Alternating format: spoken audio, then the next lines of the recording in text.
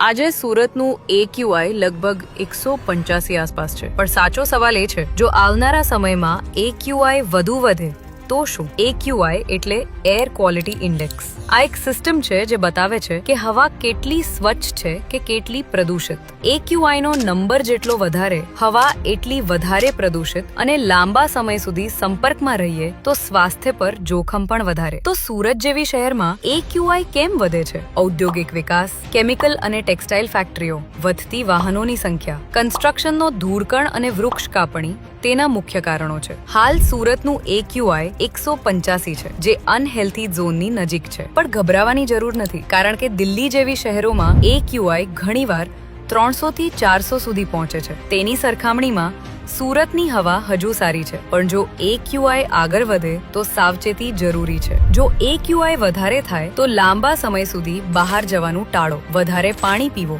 અસહજ લાગે તો માસ્ક પહેરો. હવામાં પ્રદૂષણ ધીમે ધીમે વધે છે, પણ આજની સમજદારી આવતીકાલે તમારું સ્વાસ્થ્ય બચાવી શકે છે.